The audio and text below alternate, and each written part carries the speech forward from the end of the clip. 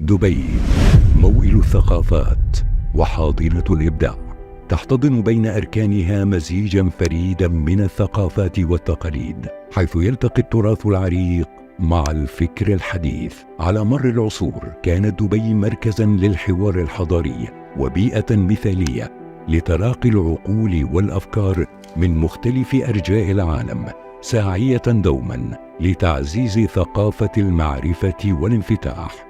وهنا اليوم في قلب دبي حيث يبنى المستقبل، في هذا الصرح الثقافي مكتبة محمد بن راشد، تلتقي نخبة من العقول من جميع أنحاء العالم في حدث يجمع بين أمجاد الماضي وتحديات الحاضر ورؤى المستقبل.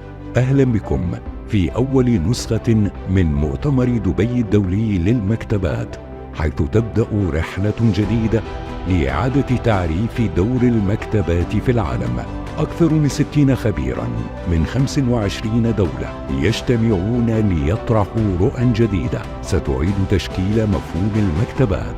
استعدوا لاستكشاف التحول الرقمي في المكتبات عبر الذكاء الاصطناعي واكتشاف الكنوز الأيقونية والمجموعات النادرة. من خلال أكثر من 60 جلسة نلقي الضوء على مستقبل المكتبات وأهمية التراث والمعرفة للأجيال القادمة.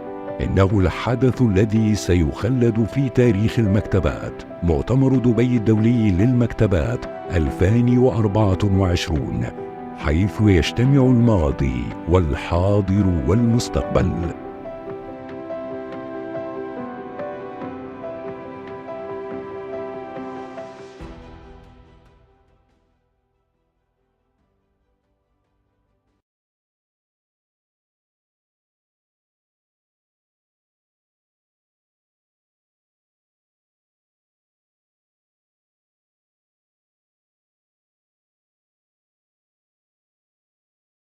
دبي موئل الثقافات وحاضنة الإبداع، تحتضن بين أركانها مزيجا فريدا من الثقافات والتقاليد، حيث يلتقي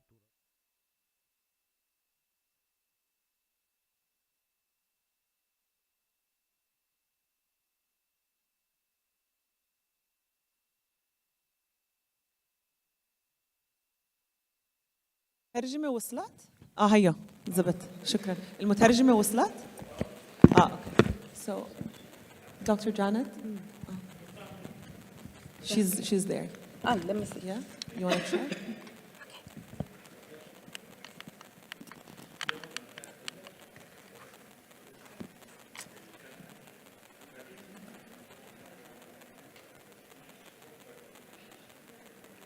Okay, correct. Good. Is there? She's the one who's going to be speaking in Spanish. Yeah.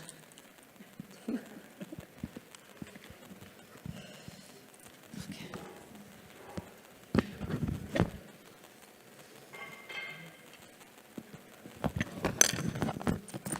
Okay.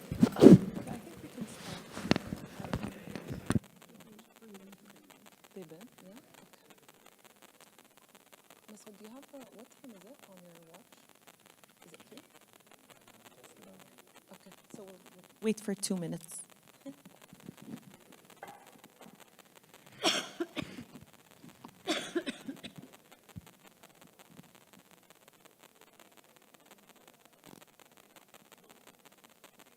Very bright in your Yeah, eyes. seriously. Yeah.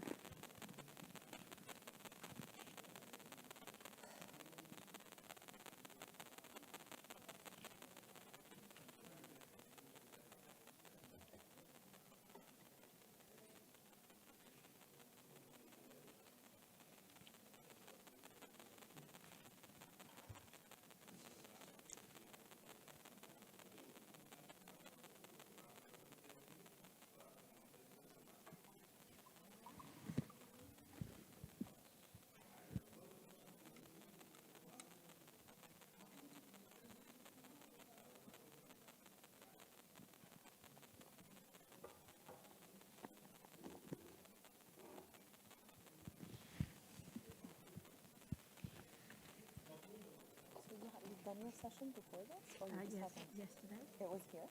Yes. Oh, okay. Yeah. And It was also a panel? it was a panel of 5. Oh, okay. So, 45 minutes, so it's quite.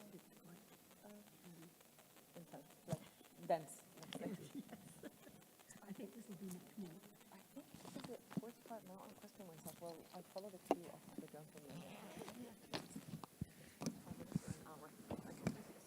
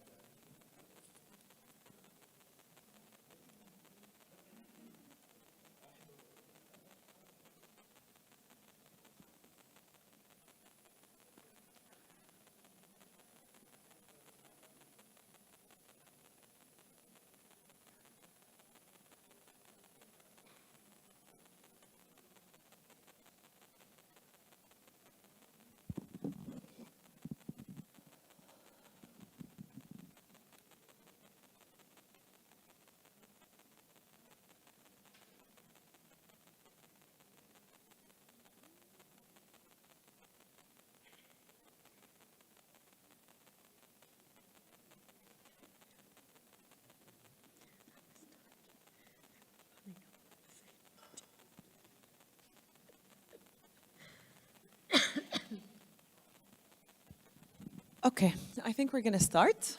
Bismillah. Assalamu alaikum, everyone. Ahla wa sahla.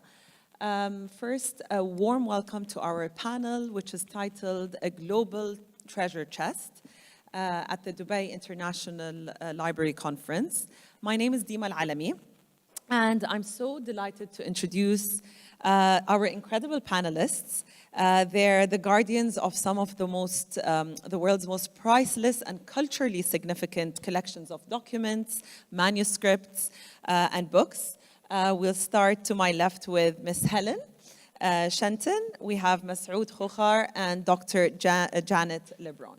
Welcome, ahla wa sahla, in Dubai and in this beautiful library. So today's panel, we're going to really look into how institutions like the ones that you work in play a very pivotal role in preserving those literary treasures, not only for now, but for future generations, and how we use actually technology, the transformational power of technology, and also keep considerations for the traditional part, using these approaches to maintain and give more access to the public of those amazing manuscripts. Usually, to be honest, I love being a moderator, but for this specific panel, I'm like, I wish I was there, because after I stalked them for the past week, I'm like, oh my God, we're gonna be doing so much learning. And I usually don't introduce the panelists because I feel like, it's a bit boring, you can read about them. But honestly, like, wow. So I'm gonna say a few lines about each and every one of them, because I was incredibly impressed by their profiles and what they've done. And I think it's worth kind of giving context to this conversation.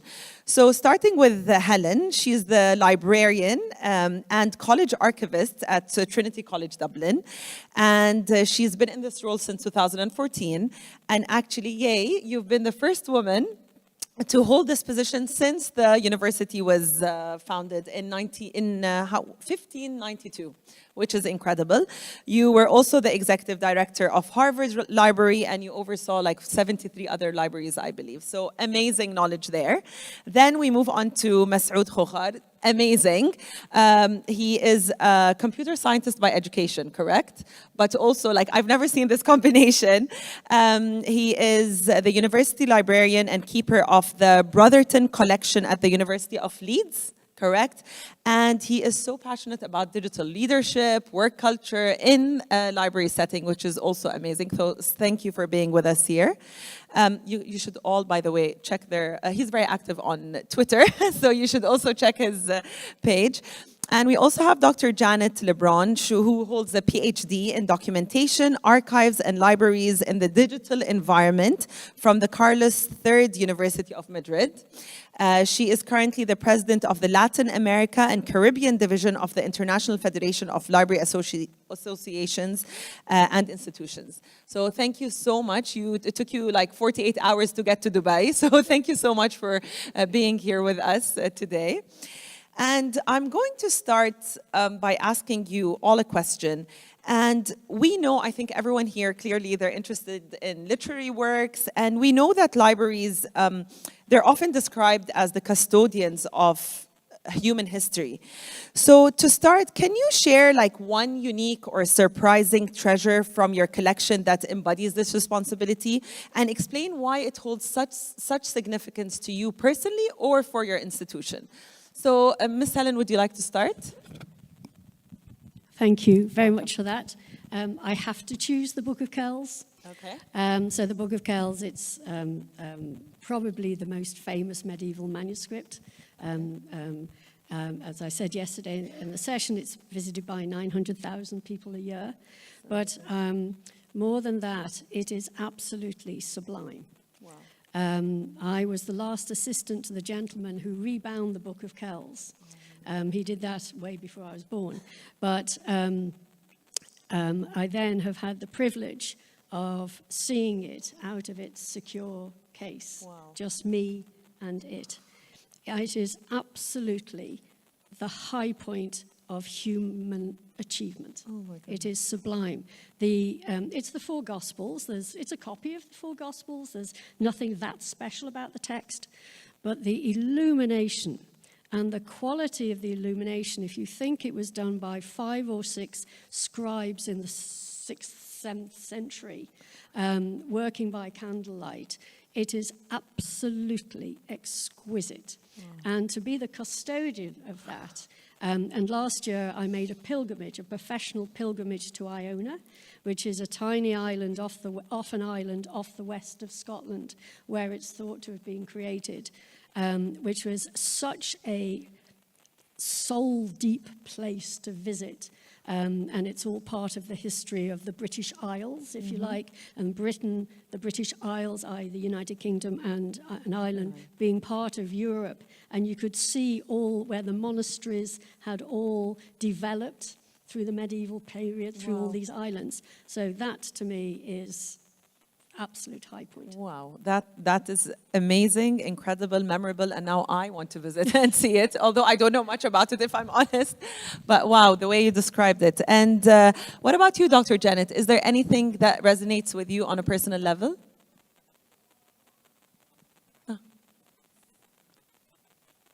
Que sí. Bueno, en mi caso tengo que hablar sobre Puerto Rico, que pues es una isla muy pequeña del Caribe, y nuestras bibliotecas tienen muchísimos recursos importantes que consideramos tesoros. Sin embargo, en este caso, yo no voy a hablar de un solo recurso, porque nuestra situación geográfica nos hace pensar y nos obliga a creer que todos los recursos que tenemos en nuestras bibliotecas son tesoros. Y lo digo porque precisamente nuestra isla está ubicada justo en el paso de los huracanes.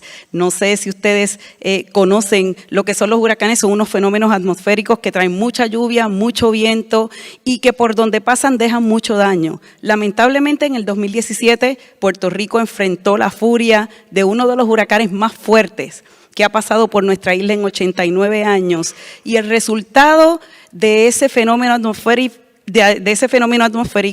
fue el daño de prácticamente todas las bibliotecas en Puerto Rico. Obviamente también nuestro país sufrió, pero en el caso de lo que estamos hablando ahora, perdimos muchísimos recursos, inundaciones en todas las bibliotecas, muchos recursos se mojaron, pudimos salvar muchos de ellos. Sin embargo, el paso del huracán y los efectos que tuvo nos hizo ver la vulnerabilidad que tienen nuestros recursos impresos. Así que a partir de lo que pudimos aprender de esa mala experiencia, pues hemos retomado, ¿verdad?, la práctica y profundizado la práctica de la digitalización de los recursos que son valiosos, que para nosotros, ante estas situaciones geográficas, pues definitivamente son todos.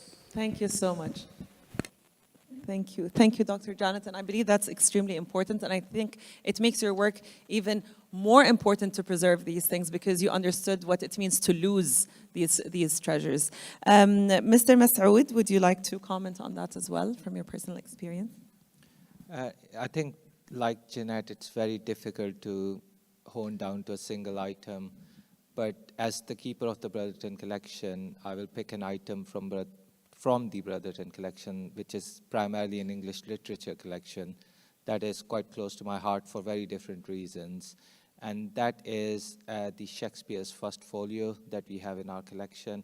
We are one of the very few places that has not only Shakespeare's First Folio, but Second Folio, Third Folio, and Fourth Folio all in our collection. Wow. But the reason why I'm picking up this particular copy of the First Folio is because it's one of those rare copies that actually came from the USA back to UK. Back in those days, there was a big, wealthy US tradition of buying everything from the UK at extortionate amount of money. And therefore, there were 30 or 40 copies that flew from the UK to US around that time. And Lord Brotherton, who gave his endowment to the university, decided that's not going to happen. So he picked one copy and said, I'm going to bring it back to the UK. So it's got that history behind it. But it's also really interesting because I absolutely love cats. And there's a reason why I'm mentioning this. And recently we got that First Folio fully examined through different DNA sequencing, etc. And I was right next to it, and I was told not to sneeze on it, just to be absolutely sure.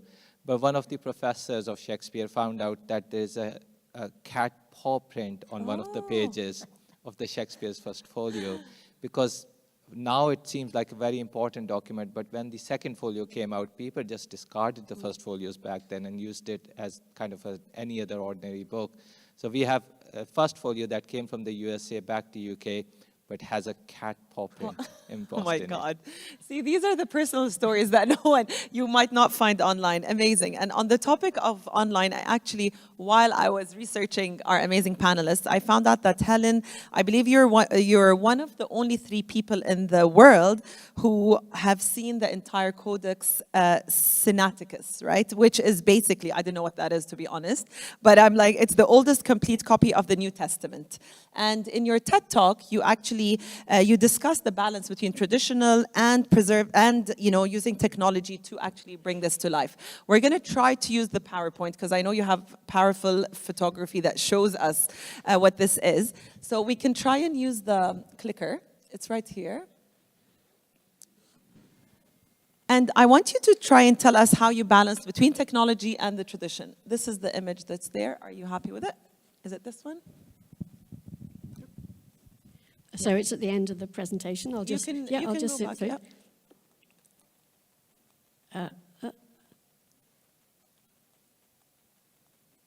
There.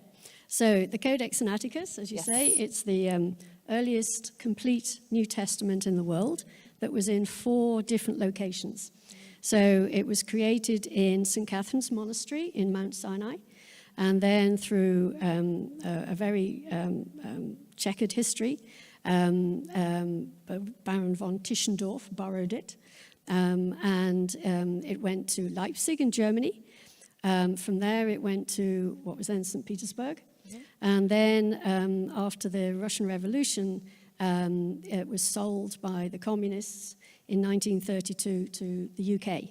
And it was, at that time, it was £2 million. And half of that was raised in 1932 by public subscription. So there were 300 odd leaves in the British in London. There were about 5 fragments in St. Petersburg, Leningrad, 43 leaves in Leipzig, and then in the 1970s, in the Justinian walls of the St. Catherine's Monastery, some more leaves were found.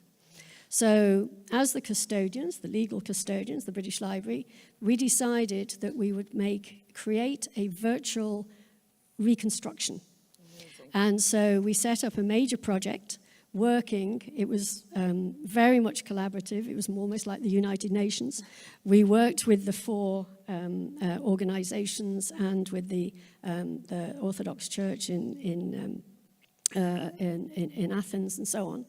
And what happened was that we used the same equipment to digitize the manuscript in all 4 locations, in all 4 countries. But at the same time, we also took the opportunity to do a major analysis with raking light, and we didn't use multispectral imaging. We also conserved it, and there was a lot of research projects were also funded. It took quite a while. There was a documentary and so on. But the key point was that it was in sort of the earlier days, if you like, of these massive digitization projects. And on the day that we launched it, because it's all now digitized and online, to your point, on that day in the morning, I was one of 3 people alive who had ever seen all of the earliest New Testament physically in all 4 locations. Amazing. By the end of the day, 20 million people had seen it online. Yeah, and it says like in 24 hours, 20 million people. Like this is the power of technology when we use it for good. You know, giving access to 20 million people in 24 hours. That's just incredible. Thank you for sharing that. And on the topic, Masoud, of, you know, people, I know you're very passionate about leadership and, you know, using technology, you know, to shift the mindsets within libraries. You know, we always think about the manuscripts and the actual work, but what about the people behind that? How can we, you know, encourage those people to have more of a positive attitude towards technology, to embrace it, to make it more accessible to the world? So can you comment on that, please? How many hours do I have? No, I'm joking. As much as you want, because it's a very important topic. Go for it. I think, firstly, I always say it has nothing to do about technology, even though technology has a role to play in it. Most people are complex, and people change over time. There will be times when some people will be really into their technology, some people will not be. There will be times when people will be interested in change, and other times they will not be. So firstly, we need to recognize that, we need to accept that. But more importantly, I think there is an important thing that I keep reminding everyone, which is what are the business goals? What are the business transformation objectives? Because digital transformation is also about business transformation. And what we do know from lots and lots of case studies, there's a case study that Gartner conducted back in 2018, 2019 time, where they said that organizations that have good digital dexterity, which is a way of thinking digitally, can transform their business 3.5 times more faster and more effectively. And every organization would be keen to do their transformation more effectively. But then they also looked at how many leaders in these organizations actually have digital dexterity, and only 16% of them did.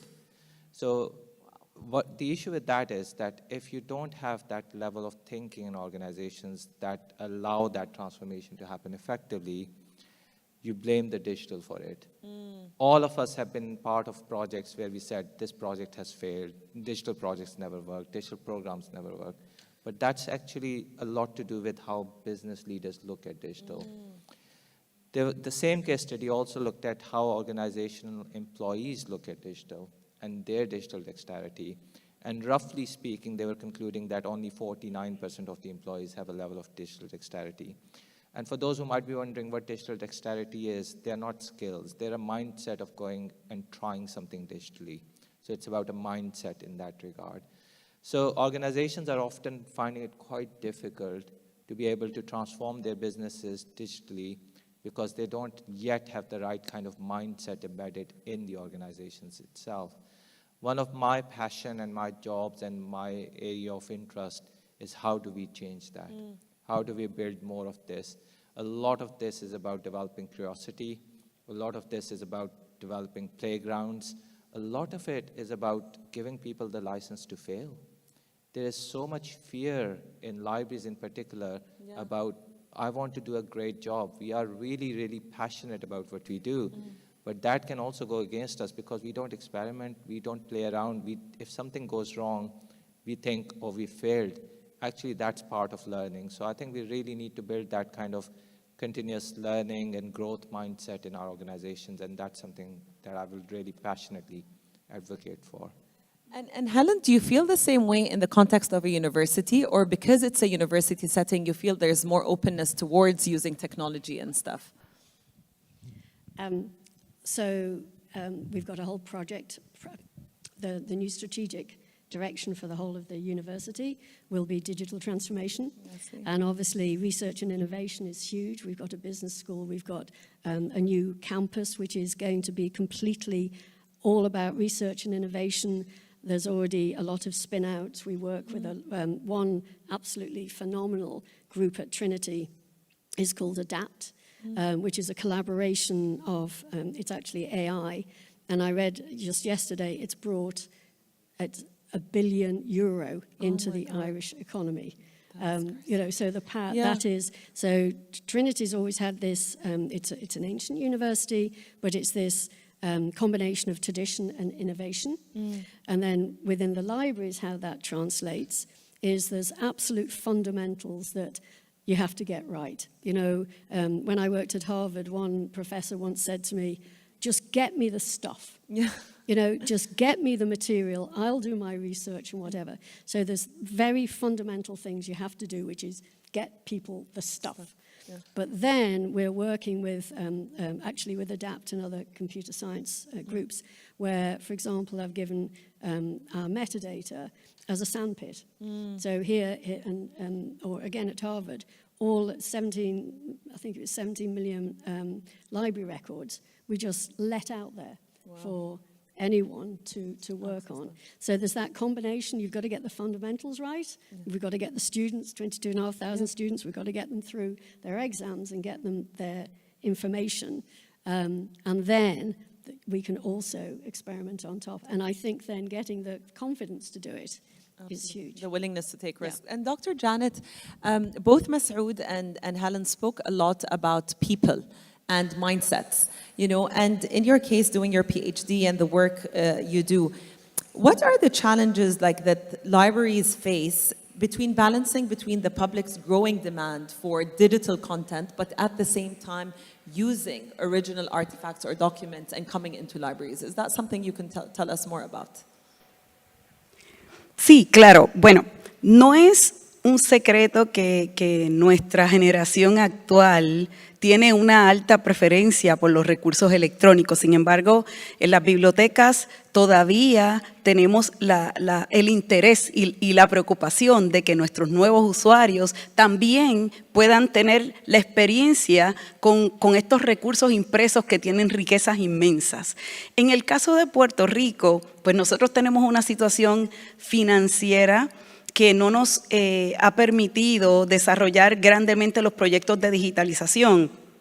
Y aunque eso podría ser un asunto no muy positivo, ciertamente es una de las razones por las cuales hemos podido mantener ese balance, porque hay muchos recursos únicos en las bibliotecas que, pues, como no han podido ser digitalizados, los usuarios tienen la necesidad de ir a utilizarlos en la biblioteca. Sin embargo, de forma contraria, tenemos otro asunto particular y es el hecho de que actualmente en Puerto Rico también tenemos una situación con la energía eléctrica. Tenemos constantes apagones que pues obliga en muchas ocasiones a cerrar las universidades. Por lo tanto, nos obliga también a nosotros como bibliotecarios a dar continuidad a los servicios de forma electrónica. Así que tenemos como que dos factores en este asunto. Uno que nos beneficia, aunque no es tan positivo, y el otro que nos obliga, ¿verdad?, a continuar dando unos servicios para satisfacer necesidades informativas.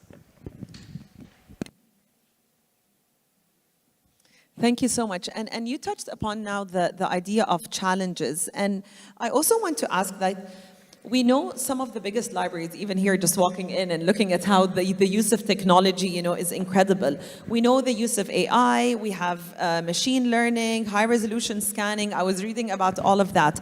But what are some of the biggest challenges and actually opportunities that you faced digitizing these collections? It seems now when you spoke about it, both of you, especially Helen and Masoud, you were very positive and like, we did it and it gave access to all of those people. But what are some of the challenges that were unexpected using technology?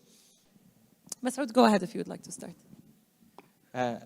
So firstly, it's the size and scale problem. So for example, in Leeds, we have probably the 5th or 6th best special collections in the whole of the UK. And only about 4.5% of them are digitized at this time. If you want to digitize up to 20% of our collections by 2030, it will cost us £22 million. We simply do not have that kind of money. But it's not just that, and if I may do some of the images, it's so many different kind of challenges that come. So what you're seeing on the screen is one of our amazing collections on Brontes. So Brontes, the sisters were, and the brother, which most people forget, Bramwell Bronte. Basically poets, literary writers, amazing sisters and a brother. These manuscripts that are on display at the moment, they are jointly owned between British Library, the University of Leeds, and Bronte Parsonage Museum. This is the first time ever in the history an academic institution, a national library, and a museum of literature have worked together.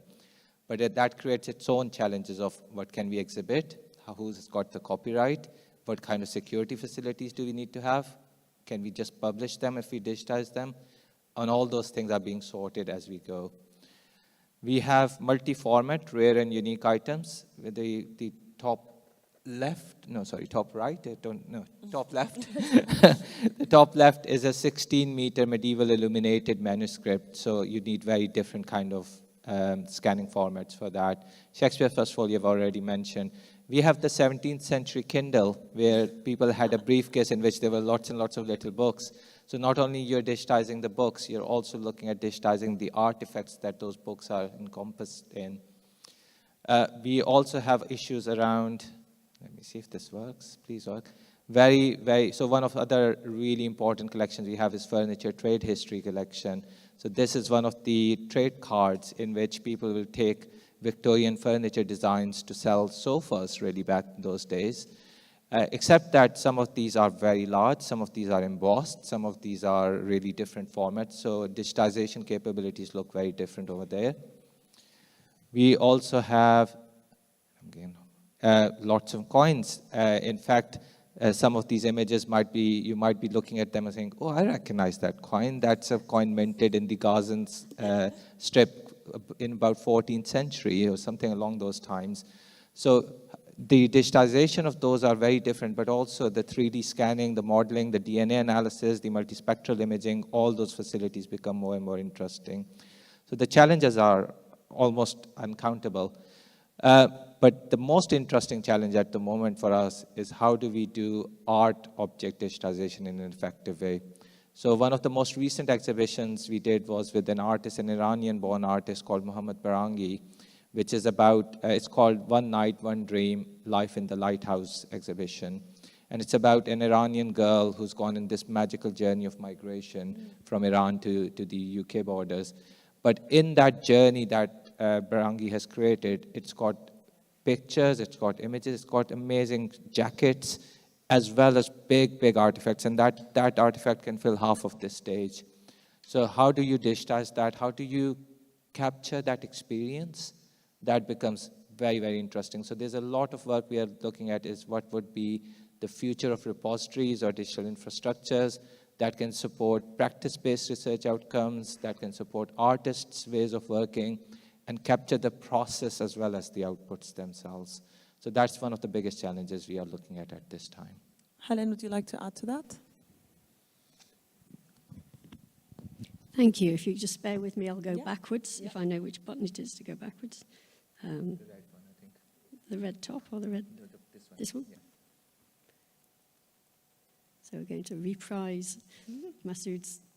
You'd be surprised. We actually spent 15 minutes in the green room. Although everyone's so passionate about technology, 15 minutes putting these slides onto the USB. Okay. So bear with us, yeah. So it's the same issue, challenge, problem. Trinity is scale. So here we've got the Book of Durrow, which is 100 years older than the Book of Kells, but it's only one of 550 medieval manuscripts, the greatest collection in the world. When I started 10 years ago, we digitized 2. Wow. And so the challenge is, and this is just one of our many collections. So how we were addressing it is by creating this, what we're calling the virtual Trinity Library. We looked at all of our unique and distinct collections, put them into 9 different themes, and then started on it'll be a long journey, at least 50 million euro to digitize all of them. But we started. And it also, funding was a major issue. So we made this into a major capital campaign at the same time as the old library redevelopment project to start this. This is all funded through foundations and independent funding. So that was a major project, a problem. Oh, I went too far backwards, forgive me. Yeah.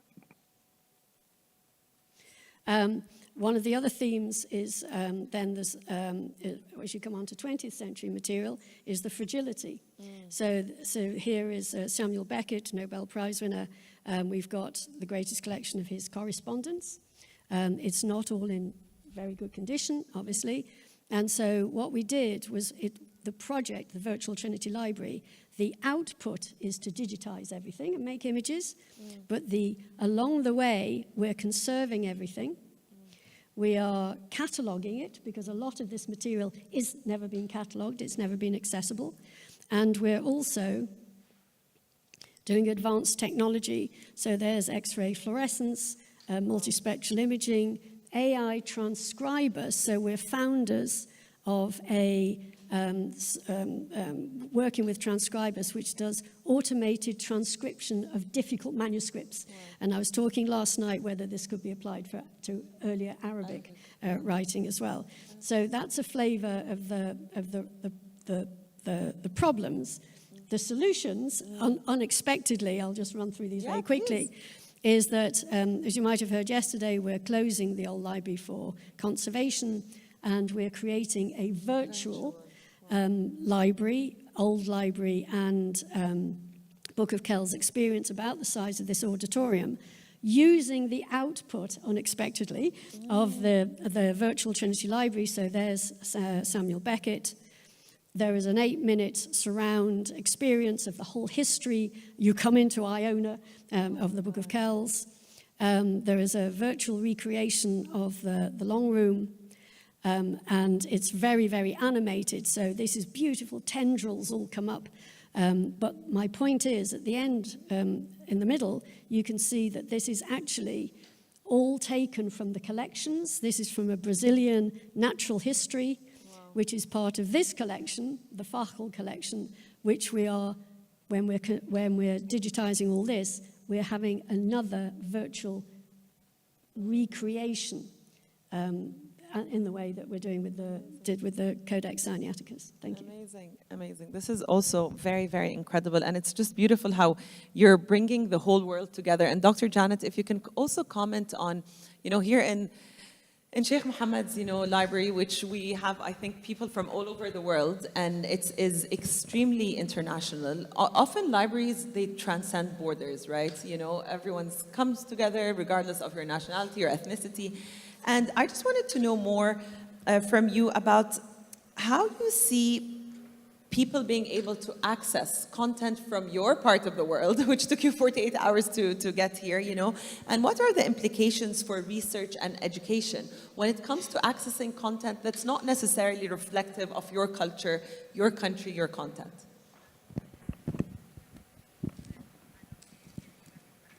Claro, yo creo que en este caso uno de los factores principales que va a facilitar este proceso de que podamos seguir internalizando nuestros recursos, ¿verdad? Para que gente en el mundo entero tenga acceso a ellos, es a través de no solamente la digitalización, sino de lograr el acceso abierto a todos estos proyectos que se vayan desarrollando. Y es precisamente porque el acceso abierto no tiene fronteras, le permite a todo el mundo tener acceso igual. Como menciona Helen, ella tuvo la oportunidad de ser de las primeras personas, pero en 24 horas un sinnúmero de personas también tuvo una oportunidad igual, aunque fue de otra forma. Así que yo creo que el factor del acceso abierto es uno de los elementos principales. De hecho, para dar un ejemplo, actualmente estoy trabajando con la coordinación de un archivo de documentos de afrodescendencia e historia de afrodescendencia en Puerto Rico. Queremos lograr que todos esos documentos estén en un solo lugar y precisamente para que tengan acceso abierto al mundo entero, que conozcan nuestra comunidad de afrodescendientes. Sin embargo, pues sí, se enfrentan unos retos particulares, como los que menciona aquí los colegas, entre ellos, ¿verdad?, el hecho de los derechos de autor, pero sí hemos logrado reunir muchos de ellos para colocarlos en un repositorio institucional de acceso abierto para que todo el mundo tenga acceso. Así que en esa línea, ¿verdad?, para no extenderme mucho, yo creo que sería por el acceso abierto que tendríamos la oportunidad de internalizar. Esa sería una de las áreas. Absolutely. And Masoud, do you have kind of any statistics about like this global access to cultural treasures that might not be specifically relevant, not necessarily data, but like any kind of experience which showed you, oh my God, you know, those people were able to access a document that may have not, you know, they have never encountered, but they did because of this digitization? I mean, not off the top of my head, but generally speaking, anything that's digitized increased access by 20-fold. So generally speaking, if you've digitized some content and put it in a publicly accessible place which is searchable, it will increase access by at least 20 times what a non-digitized version would. And that's the minimal access increase. One example I can give you, and this is an example of how digital reunification can open really interesting avenues, is back in so one of our strengths in our English literature collection is 20th century poetry. And in particular, we have a collection from a poet called Herbert Reed, in the 1960s, very big poet. And except that Herbert Reed's family sold some of his papers to the Victoria University in Canada. So we have all of his archives till about 1960 to 1964, where there's a gap, and then the remainder of his archives. And that particular time frame sits in a very far away place from us in Victoria University in Canada. But for those researchers who want to research Herbert Reed, or those teachers who want to use his collections, or those people who are interested in poetry, they want to see it all together. So there's no chance we will physically reunite this. Both places want to keep their parts. So we thought, okay, how about we do a digital reunification project? And it's the first one University of Leeds has ever done. So we looked at them, we spoke with them, we said, we'll digitize all of our collections, you digitize all of your collections related to Herbert Reed, and we will catalog it all at Victoria University. So we agreed that particular part. So if you're a Herbert Reed enthusiast, or maybe you're not, you can now access all of them in a single place. And I think that's the real power of digital. It does transcend boundaries, it does transcend those borders, and actually you can build collaborations in a way where people don't have the same kind of control issues or liability of ownership issues, etc. I think there's a lot more flexibility at the moment that can help us really reunify culture and open it up for audiences that would have otherwise never seen them. One final comment on that, I think it goes back to the open access panel. I think we need to make these things more discoverable through human language. Members of public will not be able to come and do complex Boolean searches, or will not be able to come and say, oh, I know Herbert Reed. They might be saying, who were the poets back at that time who wrote on this topic. Yeah. And I think we really need to think about what is conversational search looks like in the future. Absolutely. And I think that's making it more accessible, not from a technological perspective, but also in terms of access, where your average person who may not be that well read, be able to access these treasures. I got the signal that we have almost 7 minutes left. I'm going to see the audience. If anyone has any questions, you can put your hand up. The gentleman there will give you a mic. Thank you.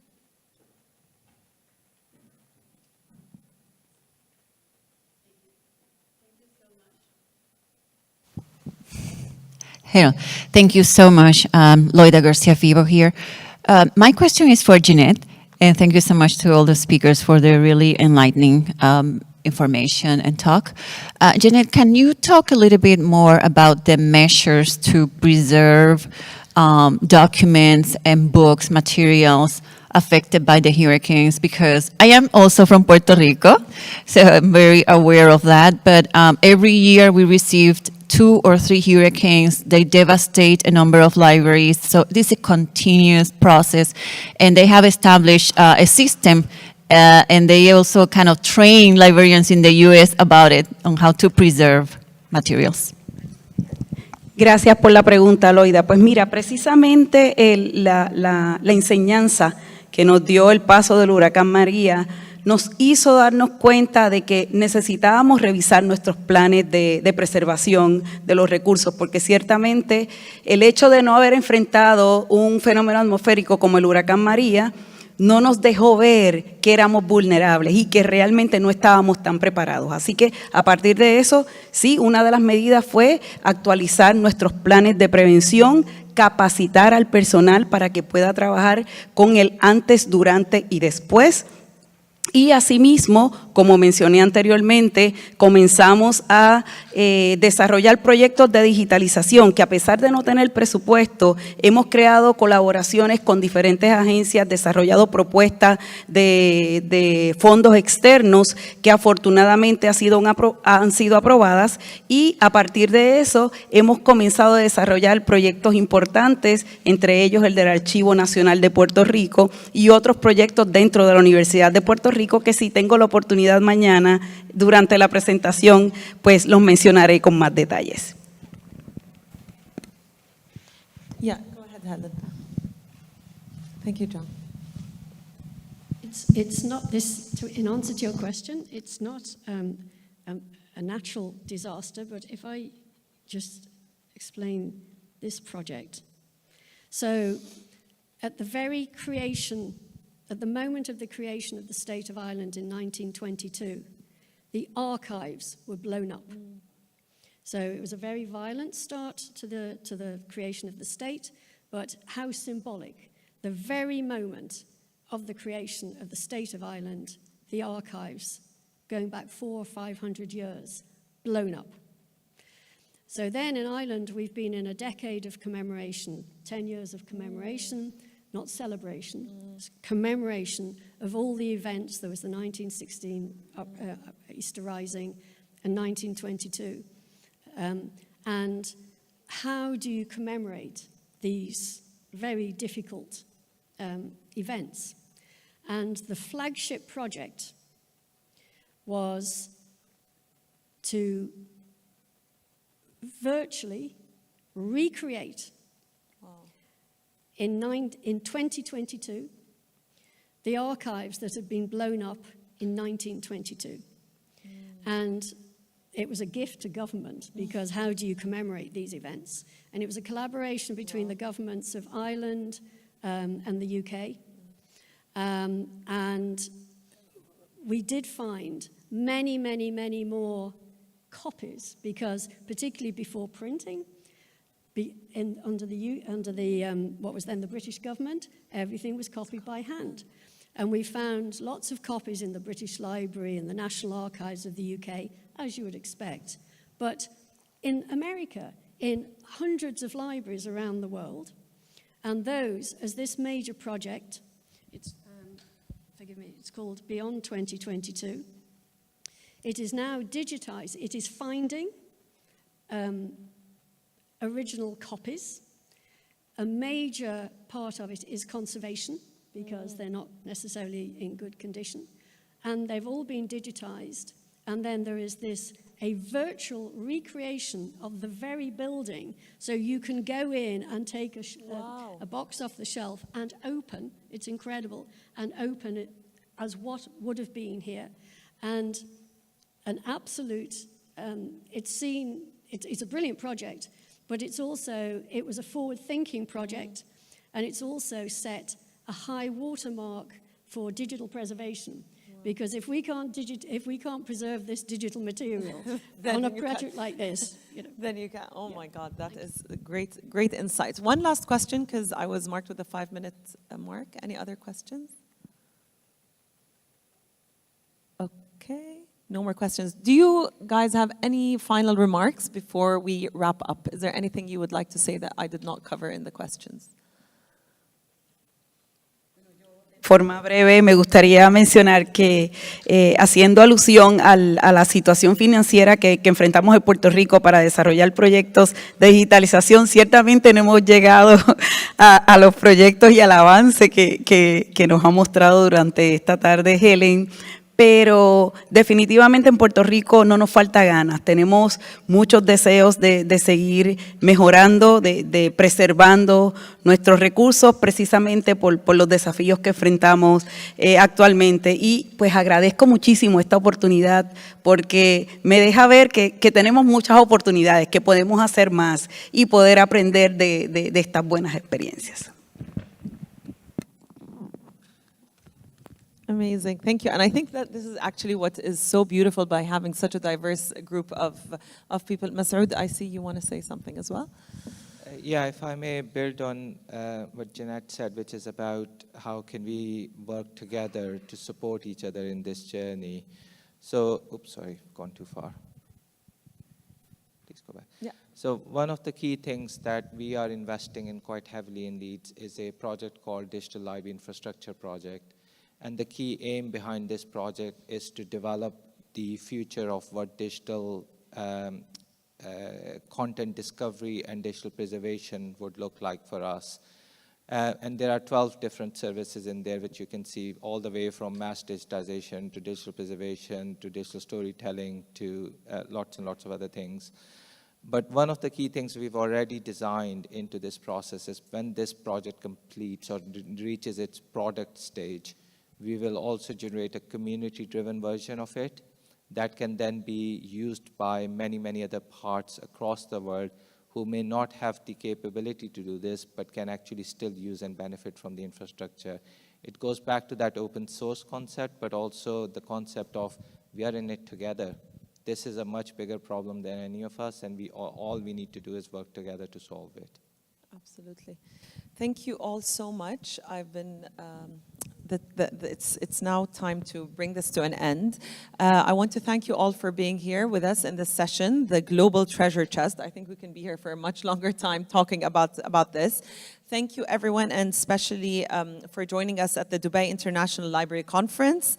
I'd also like to thank the teams at Mohammed bin Rashid Library, Emirates Literature Foundation, and Index for organizing this conference. The AV team, thank you, everyone.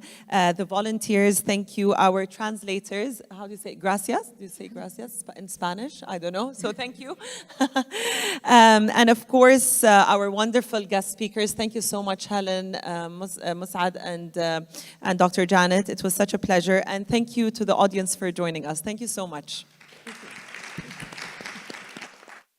وحاضنة الإبداع تحتضن بين أركانها مزيجا فريدا من الثقافات والتقاليد، حيث يلتقي التراث العريق مع الفكر الحديث. على مر العصور كانت دبي مركزا للحوار الحضاري وبيئة مثالية لتلاقي العقول والأفكار من مختلف أرجاء العالم، ساعية دوما لتعزيز ثقافة المعرفة والانفتاح. وهنا اليوم في قلب